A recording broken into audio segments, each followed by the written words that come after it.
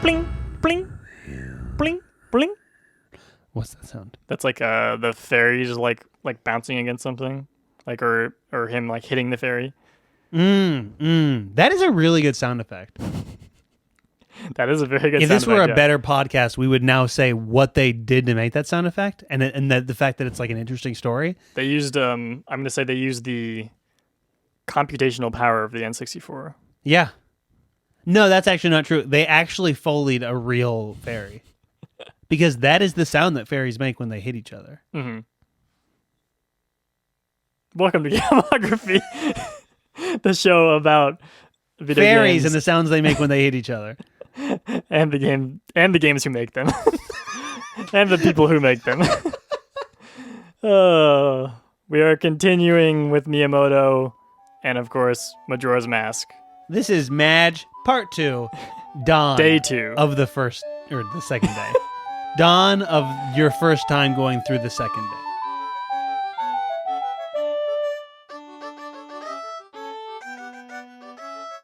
Yeah, at the end of the third episode, we're all going to die, by the way.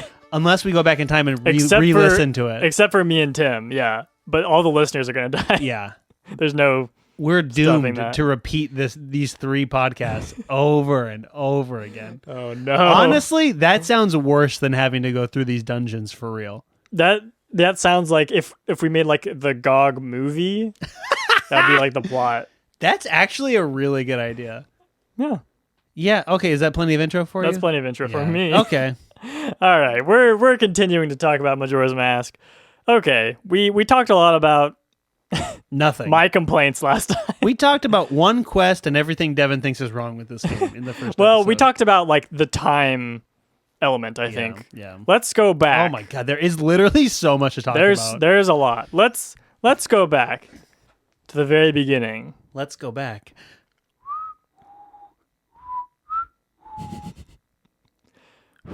Yeah, because then it switches. Yeah. You're no longer playing it. Or can you do like the drum sound? Boom, boom. Boom, boom, boom. It sounds so bad, honestly, the drums. Yeah. I like the guitar a lot, though. Yeah. It's all right. But in reality, like the way the song really sounds is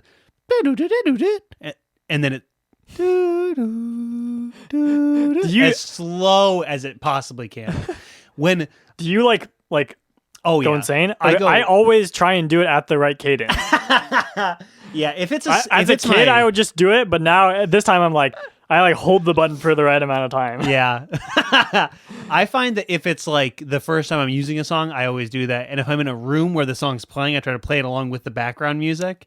Mm-hmm. But then like with the Elegy of Emptiness or like, Song of that's a whole different thing. It's just like, just like get me through this Song of Soaring over and over again to go back and forth from place to place. Best game ever made, though. Best game ever made. It is the first like Zelda game with true fast travel, which is interesting, significant. I feel I don't even know like if other Zelda games really have true fast travel. Like honestly, in that way. But they did do it. I mean, it makes sense why they did it this way. Yeah. But it is annoying that you have to play the song every time. Yeah, I do like it though. It's just restrictive enough that it feels like a 90s Nintendo game. And it's also like the easiest song to play. Yeah, exactly. So, and it's like, and you have just enough spots to travel to, and it's just easy enough and free enough to do the spell to go places. So I will say, another complaint. This is not a real complaint, but I just want to know if you notice this too. When you do the Song of Soaring, and then you're picking which statue to go to, do you notice that left and right don't go left and right? It's like, well, no, it does. They're like in a left right order that kind of doesn't make any sense. Yeah, like you have to go past some of them to get to other ones, even though you're like pushing in a direction that's not the direction. Yeah, it's funny because it's like they didn't have to do that. Yeah, it's actually doesn't make any sense. No, where it's like, guess what, guys? We're using a 4-directional. More than 4. Yeah. You can go 360 on this biatch. And so it's like, yeah, why am I going left and right? Yeah. Yeah, that's actually a weird. I feel like there's probably some like real deep down technical reason that they forgot to change that. Yeah. And now we just have to deal with the consequences. I mean, so we talked about last episode how they were given a 1 year deadline. Yeah, they don't have time, dude. They did not make the 1 year deadline, obviously. Oh, it ended up being closer to 2 years, but a little less than 2 years. Still, Still very good.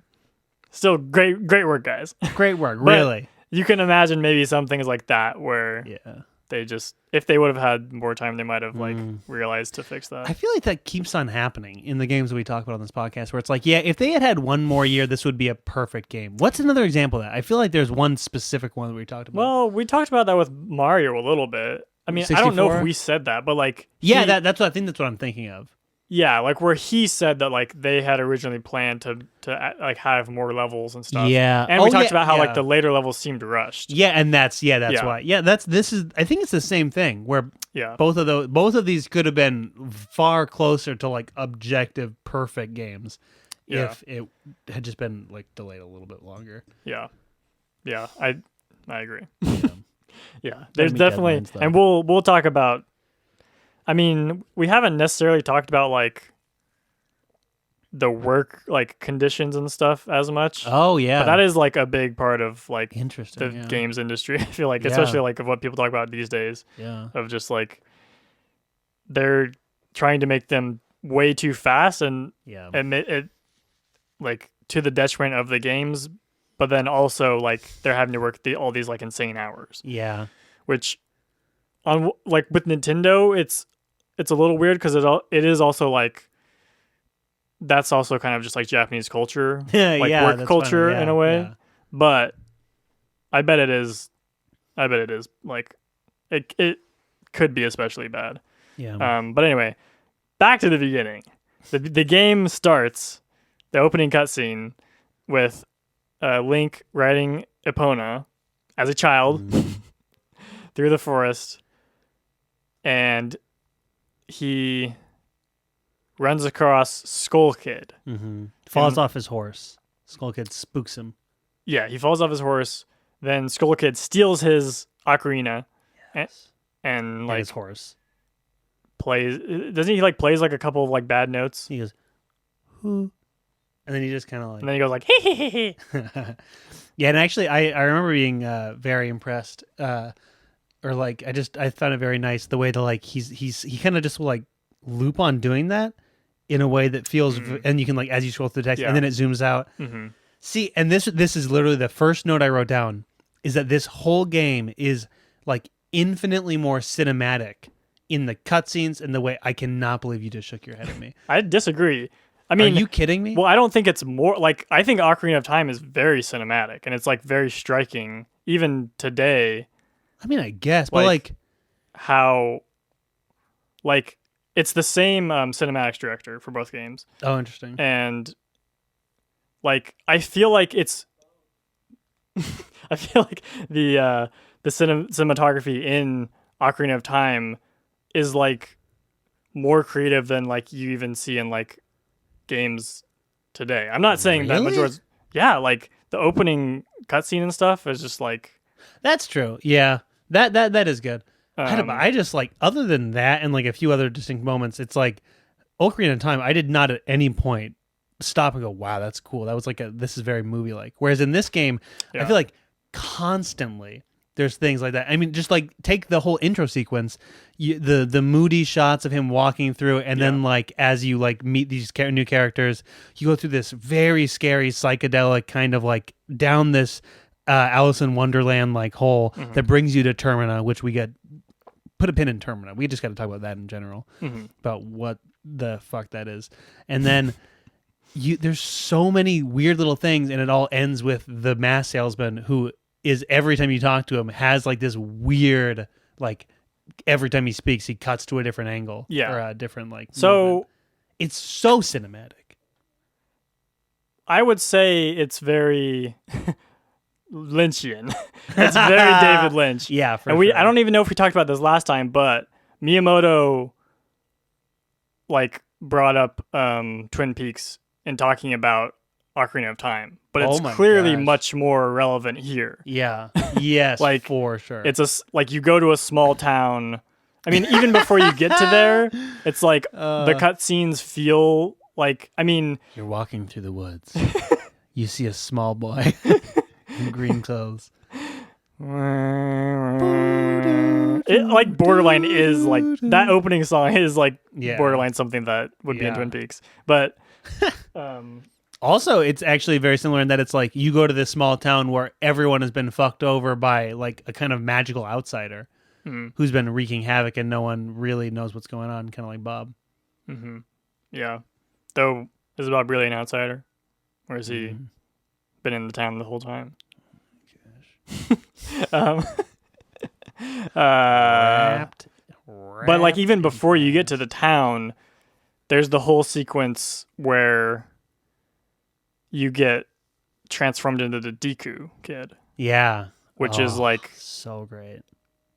Like quintessentially, like it feels like a David Lynch like sequence where it's like for sure. Like you're just like Link is like there, and then all of these Dekus like start like coming around him and like dancing around him, and he's just like, and there's like, and then a giant Deku, and he like runs away from it, and there's also this like really weird like, I'm not sure if I really like it, like the motion blur kind of like, they like put on a bunch of it is cutscenes weird, in this game.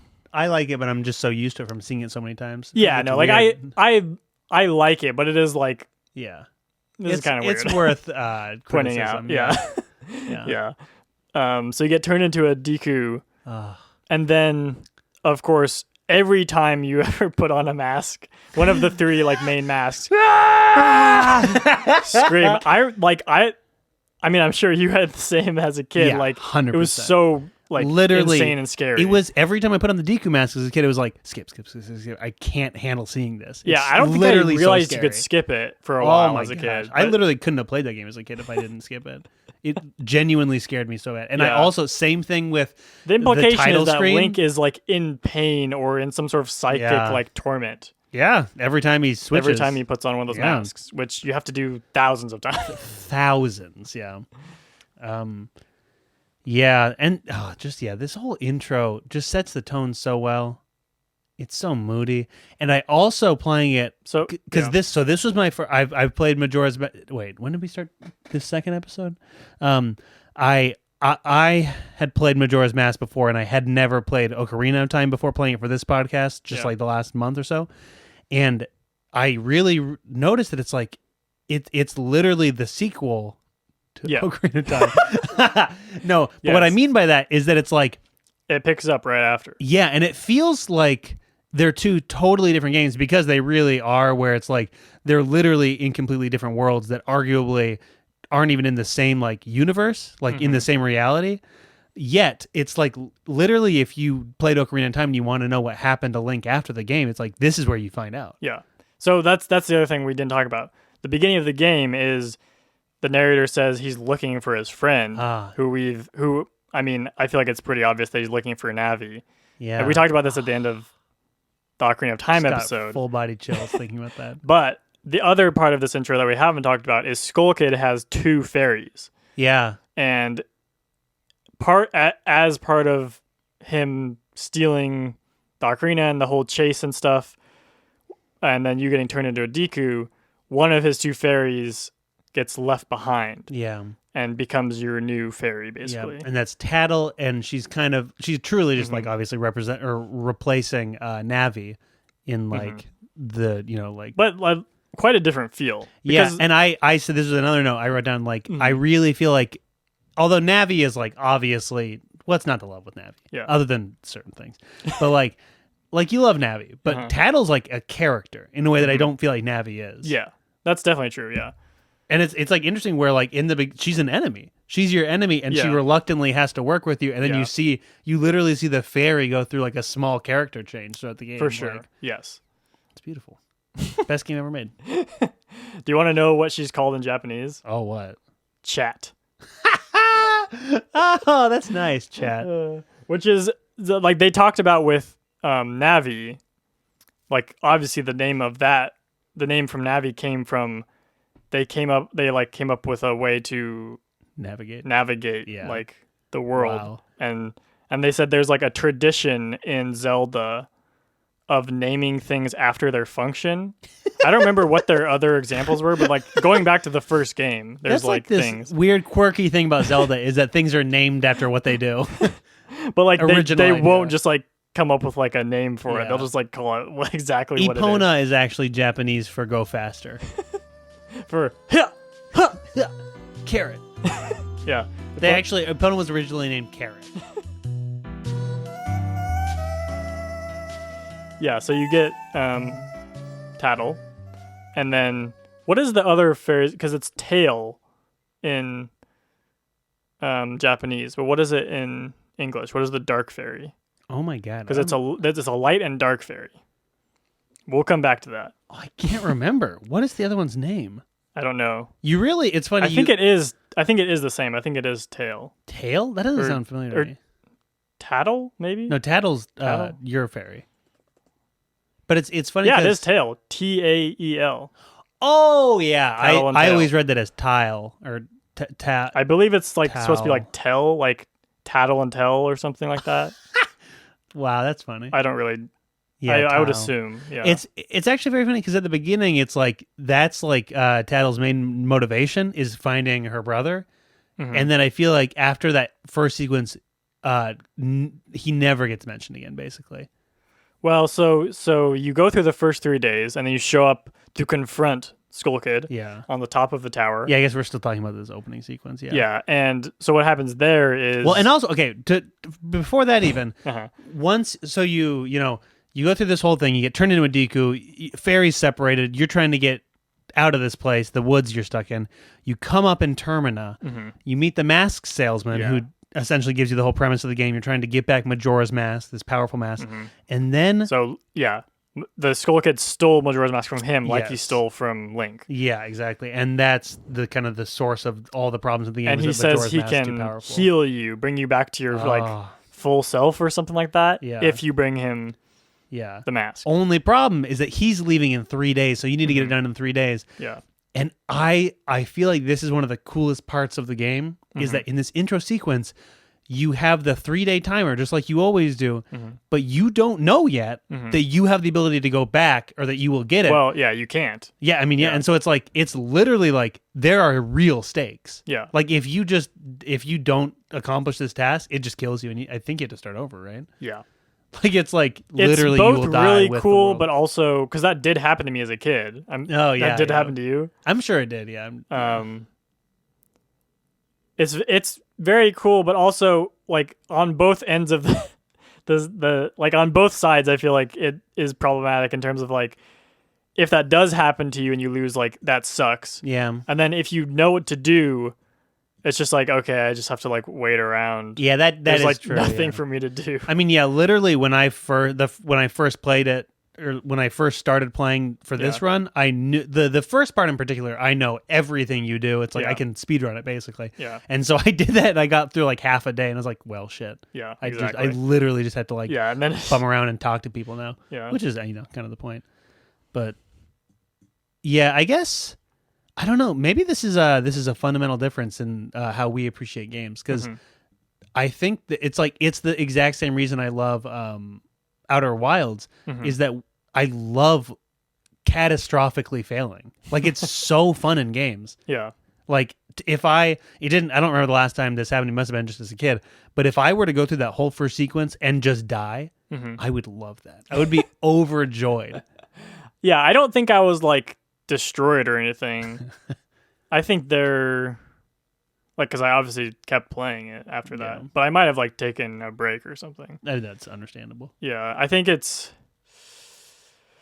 I mean that is like part of the fun of games is like, and I think that's why like that. I mean that's something I like about Mario games is like just like dying and having to like do it over again.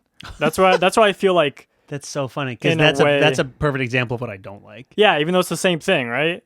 It's like for me, having the like Switch rewind thing kind of ruins those games in a way. Oh yeah. Because then you don't have to do that. You can just like, oh, I died. I'll just go back in a few seconds and do it again. Whereas like the real way you like get better at those games and like enjoy them more, I feel like, is like, okay, I keep dying on this one level, and I have to like just keep doing that level until I like figure it out, and not just like this one like single jump. You know what I mean? Yeah. Gosh, yeah, I don't know what it is that is different about those two things, but I feel like it is. Because whenever I play a game where that happens a lot, I'm always just like, literally, why didn't you just build a rewind function into this? Like, I think every game should have that option for like no stakes in moments like that, where I don't want to have to redo a level over and over again. Yeah, but that's like the whole point of the game. Yeah, is the stakes. Yeah, I think. Yeah, I don't know what it is, but I think you just like walking around in games. It's 100% more true, than like if I don't have anything to do, like I'll just be bored. But I feel like you just like the act of just like walking around aimlessly. Yeah. People don't know this, Devin, but I invented the walking simulator game before it was a genre. I literally said to Devin in like 2015, I wish there was a walking simulator game where I could just told the story. Simulate taking a walk. Did I literally tell the story? I think on this podcast, yeah. Man. But I mean, great story. It bears repeating. I deserve credit for Overwatch. No, not Overwatch. Firewatch? What's that game? All those walking simulator games. Yeah. You know what I'm saying. Mm-hmm. I'll cut this out. No, keep this in. Keep it Overwatch.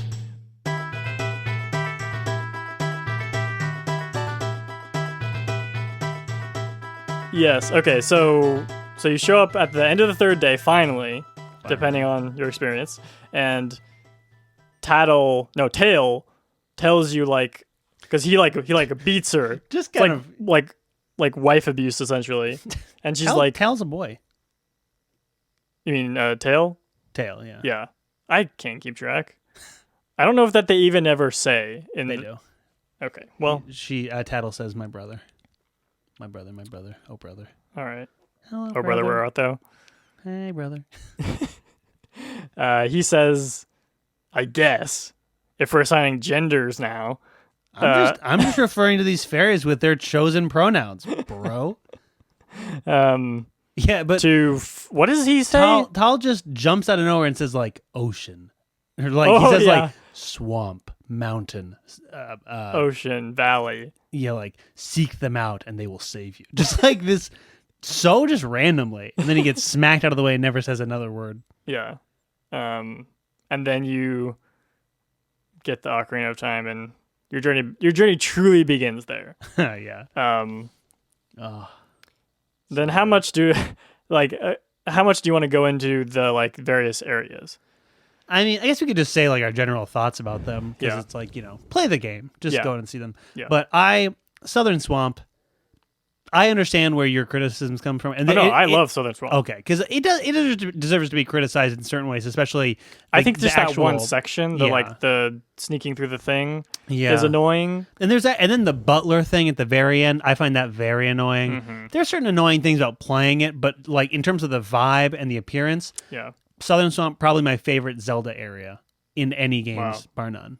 Yeah, probably. I mean, literally, because that's like where I spent my childhood Zelda years playing, is in the Southern Swamp. Yeah, but it's definitely my favorite section of Majora's Mask. Yeah, because I mean, because then it loses steam very quickly with those areas. Yeah, and I feel like that. Well, I think the stuff outside of the dungeon is the most interesting. Mm-hmm, yeah, in that area, I think Ikana Valley is probably number 2 for me. Yeah. Where that's really striking in that I loved the stuff before the dungeon, and then the dungeon I did not like. In Ikana Valley? Yeah. Did not necessarily love. Yeah, I would definitely say same. But my favorite part of that whole thing is you beat the boss, and then you the setup is, because each of these areas have been like messed up in a different way by Skull Kid, and the swamp has been poisoned is kind of the main thing, but also the Deku princess has gone by to save the swamp, isn't to cleanse the swamp to the palace, and she hasn't come back. Yeah, and a monkey has been wrongly as far as I don't know. That's what he says. He says he's been wrongly accused and he's being tried for crimes he did not commit. He's not being tried. He's just being like tortured. Yeah, that's true. Yeah, he's just. It is like kind of. They're dark. just gonna kill him. Yeah. Yeah. They like literally don't they like put him over a fire? Yeah. Yeah. It's like pretty messed up. It really is. Yeah. Dekus are tough, man. Yeah. But so when you save her after you beat the boss, she says like, "Carry me." Yeah. Doesn't like just put me in something. Yeah. You use a bottle. You put the Deku princess in a bottle, and she's like. She's like, it's tight fit, but that'll work. Yeah. And then you go up to the Deku King and just boop, like like you're like emptying out like bugs or whatever. Yeah. It's the same. And that's actually, this is a pretty good example, I think, of like, I don't know how you would know to do that. Yeah, I had to look it up because even though I had presumably done it as a kid, I was like, what the fuck? Exactly, yeah. This is insane.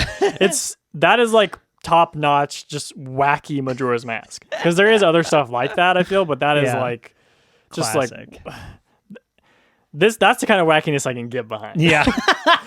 It's like that is opaque and like weird, but like you could come to that conclusion. Yeah. Especially because she says, "Put me in something," exactly. And it's like there is indication. Pretty quickly, you're gonna run out of options, and you only have like. You have a bottle at that point. Yeah. Like you have one. So also, literally the day that you came over and I was still playing Ocarina of Time, we were in the icy mini dungeon and I found the blue flame and I was like, I couldn't figure out what to do with it because I tried to shoot my arrows through it and it didn't light. I couldn't light a stick with it. Yep. And I figured out you had to put it in a bottle. So it has precedent. Yes. And clearly it worked because I figured that out without looking it up. Yeah. I think you kind of helped me, but probably not. I probably watched you suffer. I'm sure you did. Yeah, sounds like you. So that's the best part of that level. I will say, and I looked it up because I was like, I don't remember it being like this as a kid because since I played it in Japanese, when you defeat bosses in Majora's Mask, it is. Let me find it because it is so dark. It literally says you skinned them, and like you skinned them and like that is like and it says like their carcass, like the remains of their carcass is. Wait, what is the mask when you pick up the mask of like oh jeez, like the boss mask that you get? Yeah it's so dark. Wow, I missed that. And I was like, and so I today like just watched a YouTube video and it doesn't say anything like that. It just says, okay, you have the remains of the boss. Oh wow. Yeah. Wow, yeah. Yeah. I'm glad that was a good call to take that out for the English. America wasn't ready for stuff like that. Yeah. Still aren't.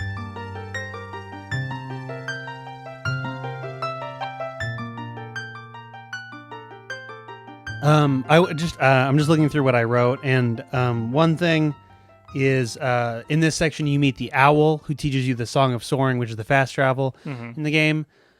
Why doesn't Link acknowledge that he has met a previous giant talking owl who helps him? Well, you bring up a good point because you bring up an interesting thing, which is that Link acknowledges nothing.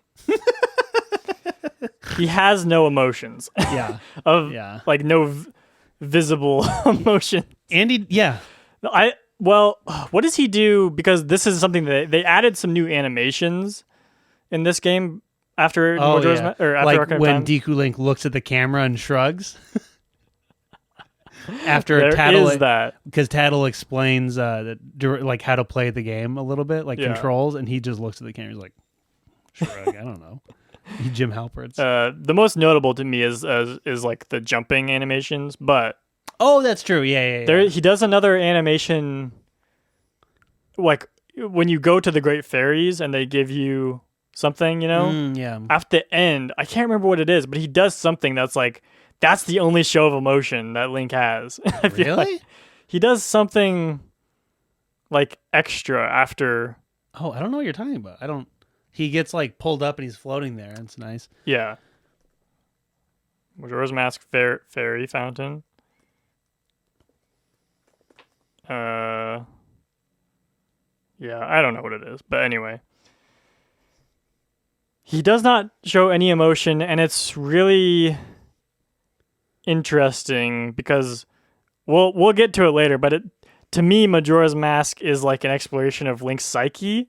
And so like the only way that it like kind of breaks down, or maybe it makes perfect sense, is that Link himself shows no emotion.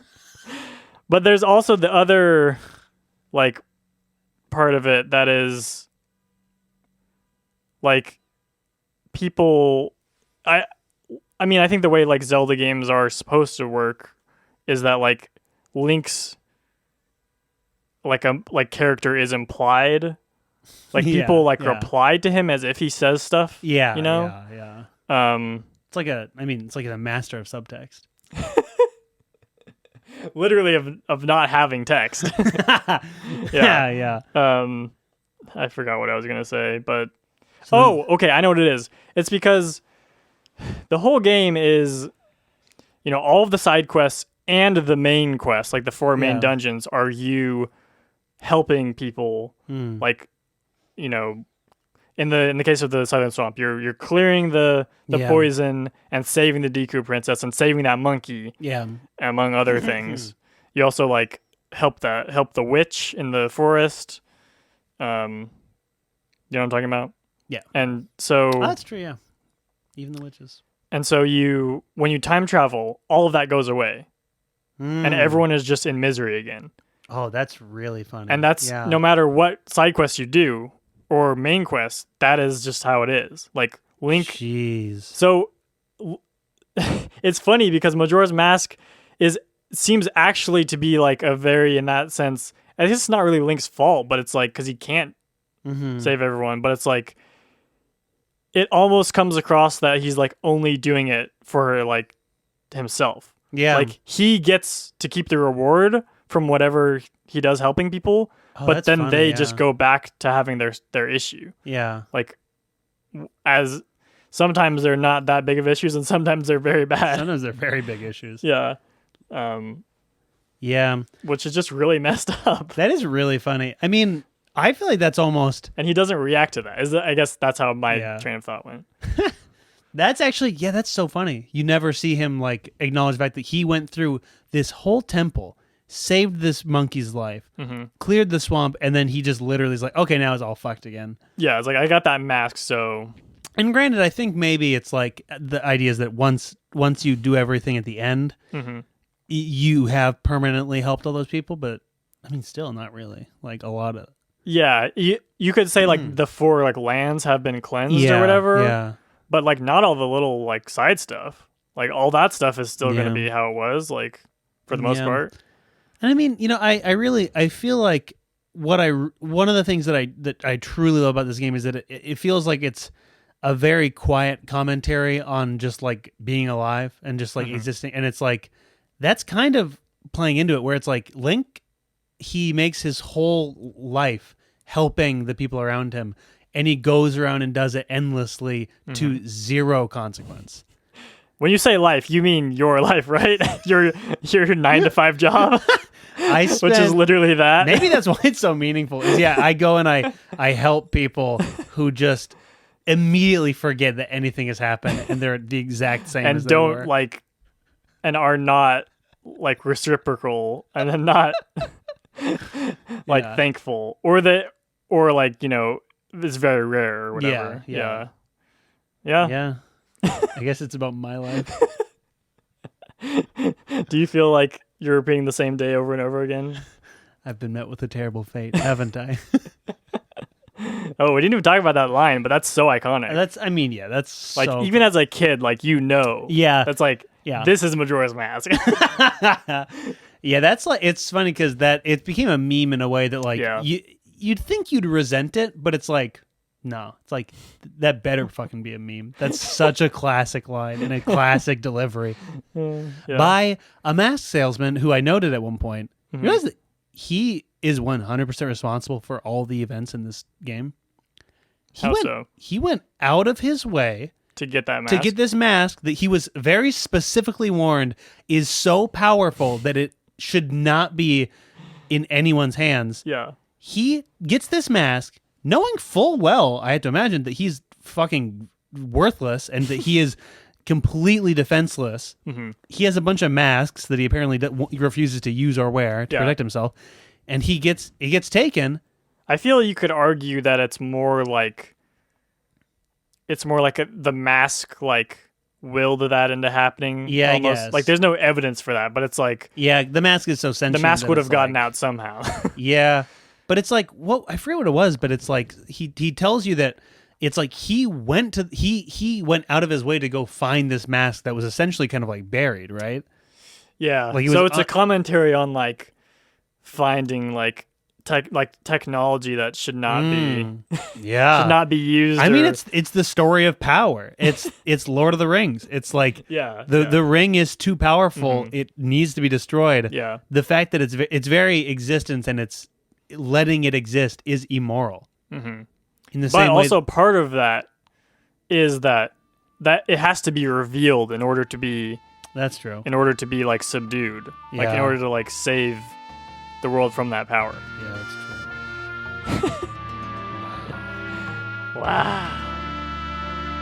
Okay, so we still have only talked about the first area. Oh my gosh. Okay. There's not a ton to say, but I think you agree that the Goron area is probably the weakest. If I could skip any one part, it is that. Though the Zora one I would skip too, honestly. Yeah, I don't like the Zora quest.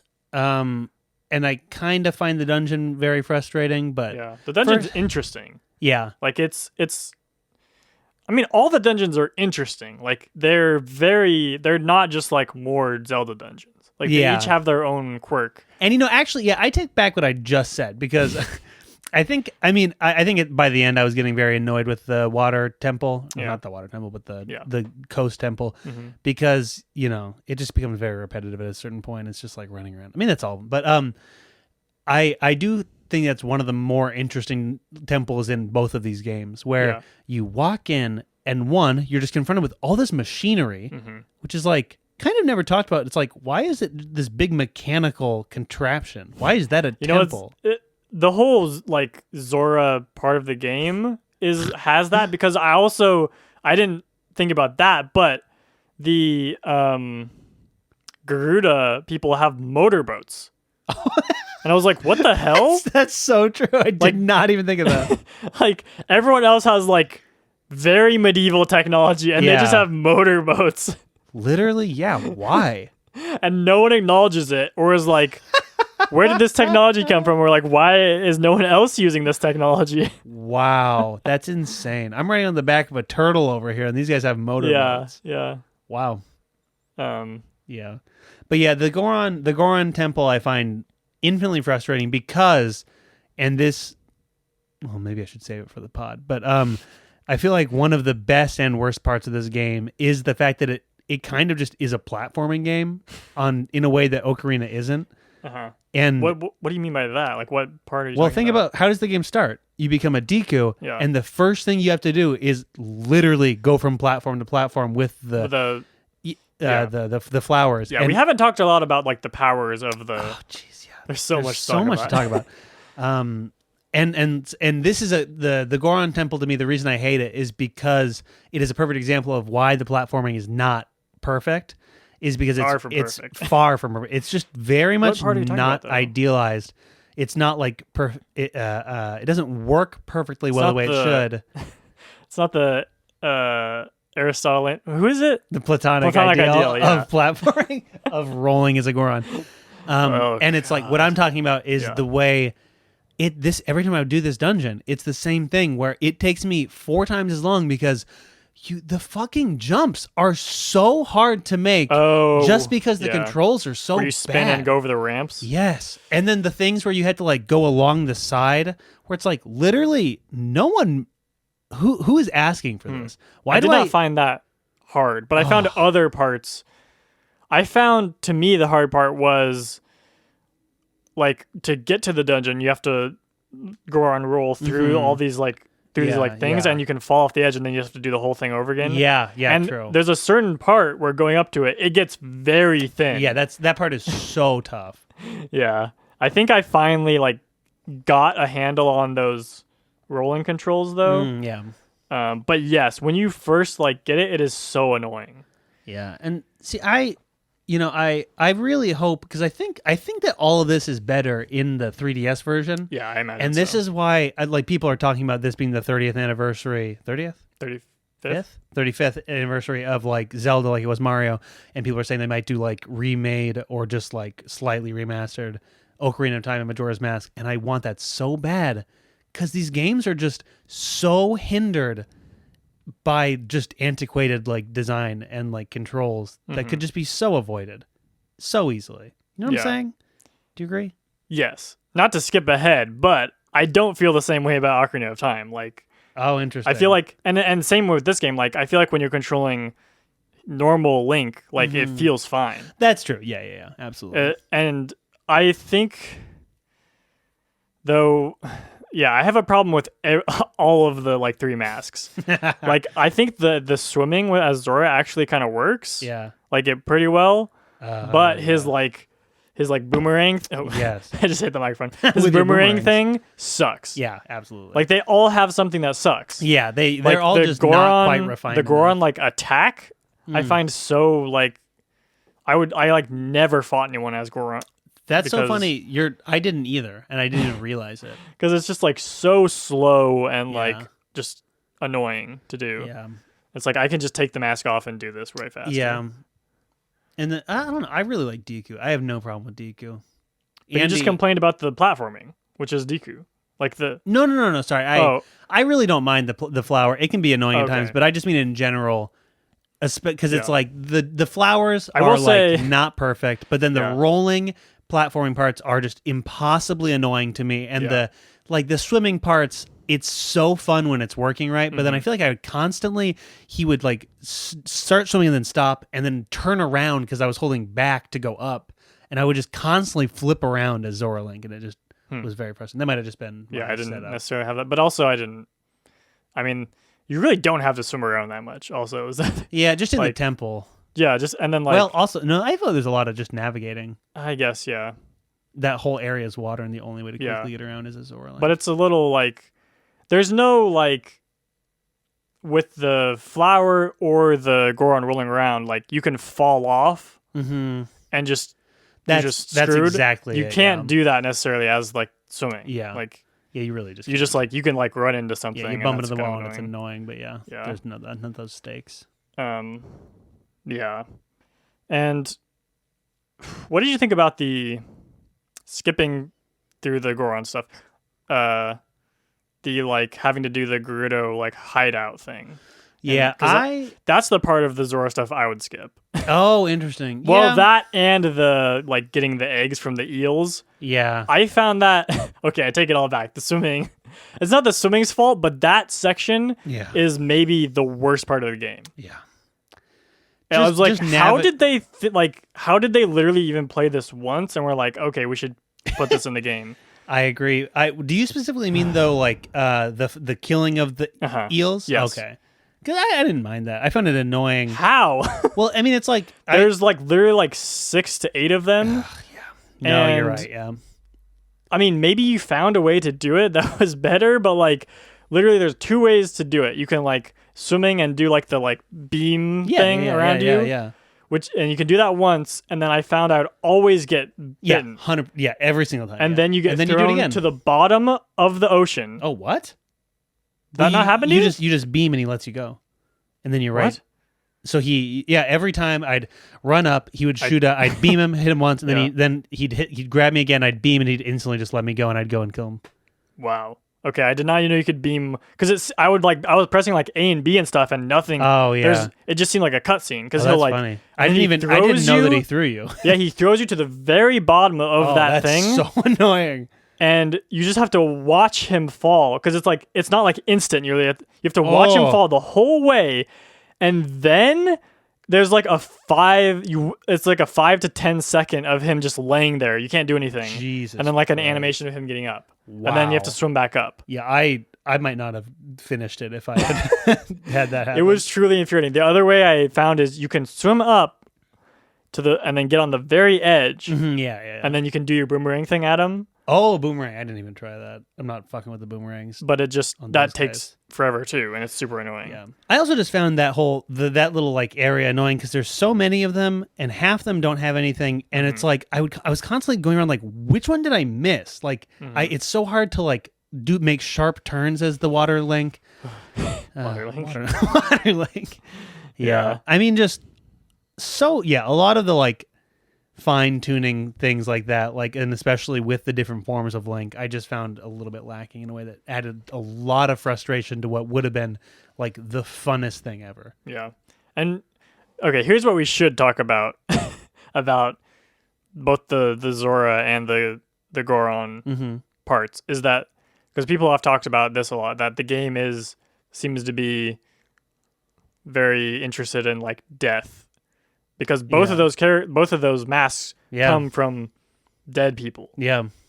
One is you like unearth the tomb of a Goron hero or whatever. Yeah, yeah. And you get that mask to be Goron, and then everyone thinks you're that guy. Yeah. They're like, "Didn't you die?" It's funny. Yeah, him and Macau, the Zora, are both like that, but then the Deku is like, "Yeah, you're Deku Link." Yeah.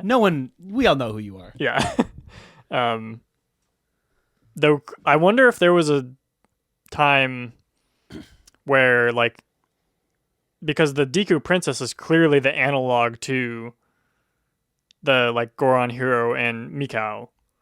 The Deku Princess? Yeah, because it's like each of like the Goron hero, right? Didn't he die trying to cleanse the temple? You're right, and then Mikau also was trying to save the eggs. Oh, that's funny. Yeah. Save the eggs. Save the eggs, and so I wonder if there was ever like a time when it was going to be a similar thing where like you go to the swamp and find a dying. Oh, maybe. Or at least the princess or something. I didn't make that connection, but at the very least, it's like I think it's notable, if only to the like kind of like story, that each one of these you're like finishing the work of a failed hero of these people. Yeah. Ethnocentrism. Each of these cultures has a person trying to fix it, and you as the white human, you come in and you fix things, and you assume their identity. Yeah, ethnocentrism. I wrote notes about that too. I'm just having this thought right now. No, I wrote notes about like, both me and Tim have lived outside of the United States. Yeah, and like, I was interested in the fact that like people react to you differently. Depending on what race you are. 100%. Yeah, and that it's like so great. Link has this like superpower of being able to be all these different like races. It is hilarious because you'll just do it right in front of their eyes. Yeah. But just like you literally you watched this kid put on a mask and become a Deku Sprout, and then he talks to you and you're like, Deku, get out of here. We don't take your kind here. Yeah, exactly. Yeah, like the Deku, all the Deku salesmen are a good example of like, oh, sorry, I don't sell to your type. Yeah. Don't you see the sign? Yeah. No Dekus allowed, no humans allowed. It's funny, yeah. So Dekus are definitely socially like the most kind of oppressed, I think. People do not like Dekus, which is fair because like they're pretty aggressive. They're pretty like in Hyrule at least. You're not going to meet a Deku who's not going to try and kill you. Yeah. Whereas Gorons and Zoras are very peaceful, smart races. Although clearly Dekus are just kind of defensive. They're not unintelligent. Right. Good salesman. Yeah. And then what's interesting is I feel like Gorons are almost like feared. Because I don't know if this ever happened to you, but if you go into the curiosity shop, if you as Link, he'll try to sell you stuff or buy stuff from you. If you want it as Goron Link, he's like, I don't sell to your kind here because I'm scared of you. Like, you're a big guy who can rough me up. You got to get out of here. Like, he literally says something to that effect. Yeah. It is interesting. Like, I wish there was more, like, reason to do that stuff. Yeah. If they had made that a bigger part of the game, that would have been so cool. Yeah. Like, if almost that had been, like, more of the focus of the game, I feel like that could have made it really interesting. Because, like, when that stuff does happen, it is, like, kind of interesting, but it's like, I don't want to just, like, put on every mask and talk to everyone. And also because it's, like, it's very often fruitless. Where it doesn't really give you anything. It's like a Deku scrub might not sell to you, and then it'll sell to you when you switch. And it's like, it's not really And sometimes people make little comments, but it's like that could have been actually a way more interesting part of the like just text of the game. Yeah. It is interesting just to think about in that context of like what is this this game is like, whether intentionally or not, like definitely saying something about like race and like code and like privilege, like the way that people respond to like you and stuff, cultural codes and stuff. Yeah, honestly, that should have been a bigger part. Although there was one part that I really enjoyed where I think it's right when you get the Goron mask where you read the grave as Link, and it's like the grave shows symbols, and then you join Goron, and it's like proud hero Darmani. Yeah. I just thought that was so great. Yeah, it should have been more of that. And then the weird thing about the Zora one is that you actually like you meet the guy, you like try and save him, and then he dies in your arms, basically. Oh my god, he's dying, and he's like, "Let me play you my song," and he plays you like this like rock song. It's so great. That was a classic Zelda comedy. And because I wasn't sure about this, is he the father of the eggs? Oh, I don't actually know. I feel like that was at least what I took, but I'm not sure if that's true. I don't remember anything that directly indicated that like the Macau and Lulu were a thing. Because obviously someone is with Lulu. I guess, yeah. And like I assumed it was him because he's the one who goes to try and save them. Oh, that would make a lot of sense actually. Although something I noted is that I almost don't know that it's like the eggs are considered her children, because you save the eggs and she immediately forgets them. Like the first thing after you save her eggs, they come to life, you play her the song. They're definitely supposed to be hers because the scientist guy says like how you learn the song is you get the eggs, like, so you need a song to get to all the dungeons in this game, and how you learn the song is you put the eggs in this like incubator tank that the scientist guy has, and they like form into a musical like notation. Yeah, it's like on notation, on a staff showing the notes. And actually, every time I played it, I've had the distinct thought of like, oh, I can't believe I didn't see that coming. Where it's like behind you are these lines. Where it's like that's so clearly like a musical. Like, it's great. And then he says like, oh, like if this is like what the eggs are trying to tell you, like you need to go tell this to the mother right now. But then once you're done with the dungeon, you come back and she's like, yeah, I was freaking out, but now I'm all good. Let's play a song. It's like, where are your 7 newborn children, Lulu? Yeah, it's like you don't even really have to like tell her. Yeah, like you don't talk to her you don't have to. But anyway, I that one's interesting because like you are like just impersonating this guy. Like, with both of them, but it's like, actually with him in particular, because it's like no one knows he's dead. Like the other one's just like, oh, he's dead, and like, it's weird that he came back, and like maybe he's a little different now. I did not even think about that. Yeah, no one knows. They literally don't know that Macau is dead. Yeah, like through the end of the game. Yeah.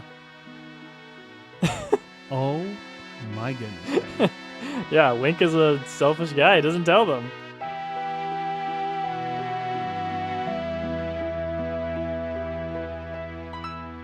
I really enjoyed the like feeling once you should we talk about that like skeleton guy? Let's just skip over him. Yeah, what's there to say? Big skeleton. That part is interesting. Yeah, I like it, but I like Captain. Yeah, that whole thing. But and then I like how you can you order around all the skulls. The other skeletons. Yeah. But so you get that ghost mask. Mm-hmm. Which sounds like a product or something. I don't know. Ghost mask. Ghost mask. And it feels like, in contrast to the other parts of the game is like very explicitly telling you what to do. At least if you like wear that mask and are going through, because these guys show up and attack you, and if you kill them, then they like tell you like a hint basically. Yeah. Those hints are actually very helpful. Yeah. They are very helpful. Yeah. And it's just this like deserted, like it's a lot. Like it feels like Kakariko Village, but more fricked up and more empty.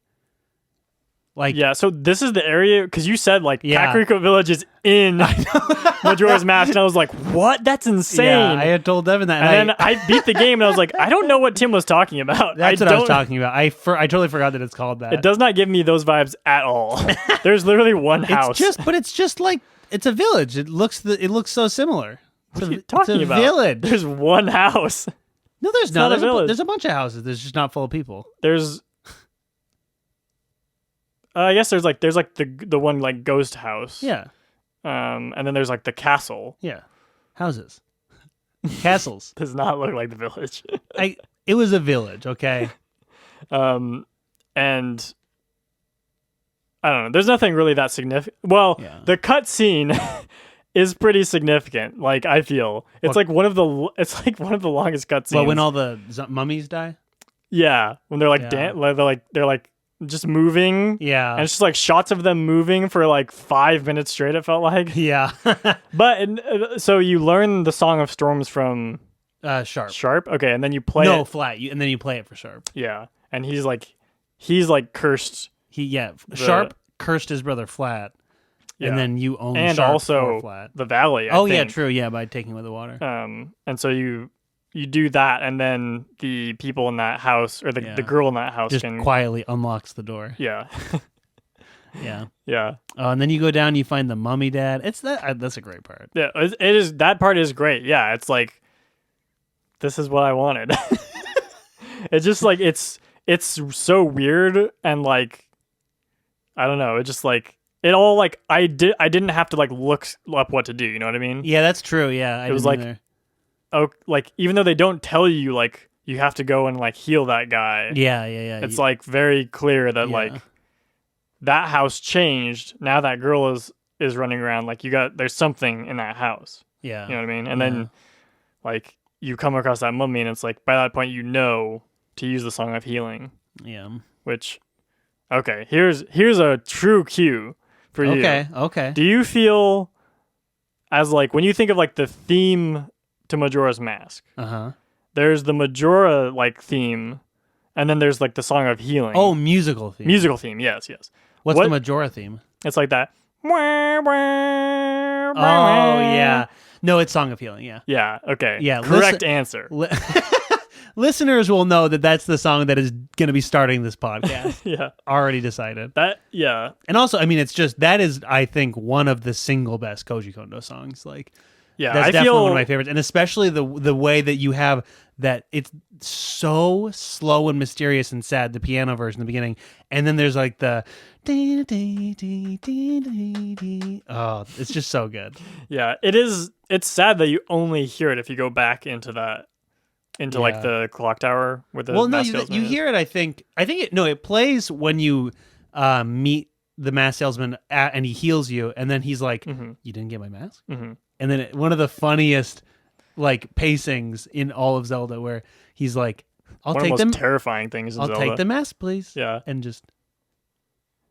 then what? And he's like, "What? You didn't get the mask?" And he's strangling. Yeah, truly, like just. Because of the way he just like cuts in between animation, it's so scary. His face is just like, like contorted. Oh, it's so good. It's so good. Best game ever. You know what? Just by you saying it over and over again, I think I agree with you now. Yeah, that's all it took. That's the whole point. It's the whole point of this, Devin. What were we talking about? Kind of Valley. I mean. Unless there's anything else you want to say about that. Like,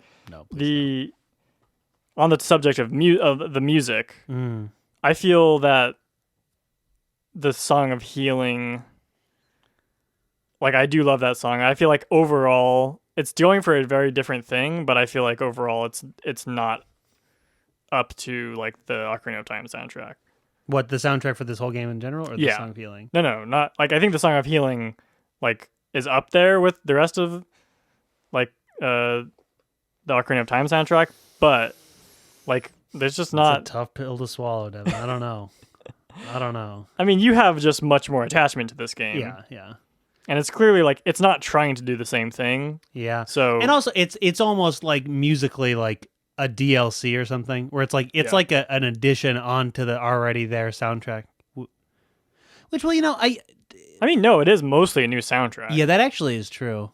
Like, the Termina field theme is like a reworked version of like the classic Zelda field theme. Yeah, I guess it's like it's not quite as classic and iconic, and it's just there's not as like Ocarina of Time has like just so many tracks that are all perfect video game songs that are completely utterly iconic and classic to so many people. Yeah. And this doesn't have as many of those, and in general I feel there's just fewer songs, but I think that every one of them is an absolute banger, basically. Like the Clocktown theme, I just think is phenomenal. The way it speeds up and becomes more ominous, and it's just such a happy, nice song. Until that song is from Ocarina of Time.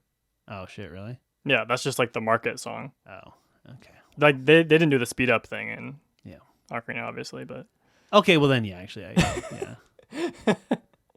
yeah, okay, yeah. That was because it's like that Song of Healing. Yeah, like I like the Sonata of Awakening. Oh yeah, that's really nice. But like the rest of the dungeon songs, I don't necessarily like all that much. Actually, I think here's my opinion, which is weirdly different from yours. Weird. We always agree. Is I don't think that the background music in the game is as strong as Ocarina of Time, but I actually think that the Ocarina songs are better. No, you're insane.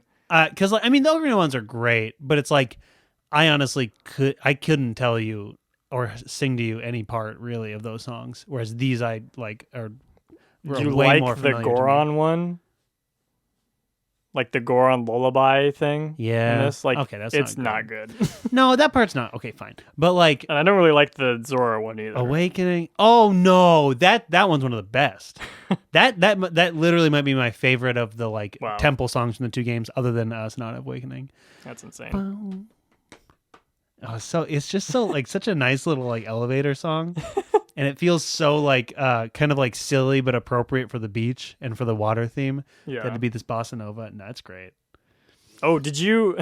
While we're on the subject of music, wait, and then the giant song, "The Oath to Order." I mean, yes, that is great. Classic. That is great. Sorry, what were we gonna say? Did you go into like the music, all the different musicians' rooms? Because they're playing old Zelda songs. No way. What? The like bass guy is playing the dungeon theme from the first Zelda. It's so great. Devin. Oh my god. That's actually the best part of this game. Jesus. I did not even I barely looked around the Zora hall because I just was like. You were trying to get through it. Yeah. Oh, I got to go back and just hear that because I want to hear the dungeon theme. Yeah. What was the? I obviously went in the piano player's room. What is he playing? I don't remember. I think it's something from like a Link to the Past, maybe. Wow. But yeah, good stuff. Awesome. Yeah. Should we wrap it up for this episode? Yeah, please. So next episode. Oh my gosh. We will get to our final thoughts on this game, our theories on this game. Okay. And maybe it's it's going to be the official gameography debate of is Majora's Mask or Ocarina of Time better? And I mean all these episodes have kind of been about that, and we talk about it. But I want to put out. I want us to come to our final. Everything we say points is just about is this better than this other thing? That's all we care about. Honestly, we don't care about the intrinsic value of any of these products. None of these things have intrinsic value other than which side are you on, and is your side the right side? Exactly. Are you PlayStation or Xbox? Yeah. Are you GOG or are you gameography? Do you take your load off or do you leave your load on? Or do you put more load on? No, there's only ever two sides. That's right. Nintendo is not a third side. Nintendo do what Nintendo. What? All right. Thanks for listening. Follow us on Twitter at GameographyPod. And the website at www.gameographypod.com. That's where you'll find the website, at that website URL. Yes. And thanks for listening. Bye-bye.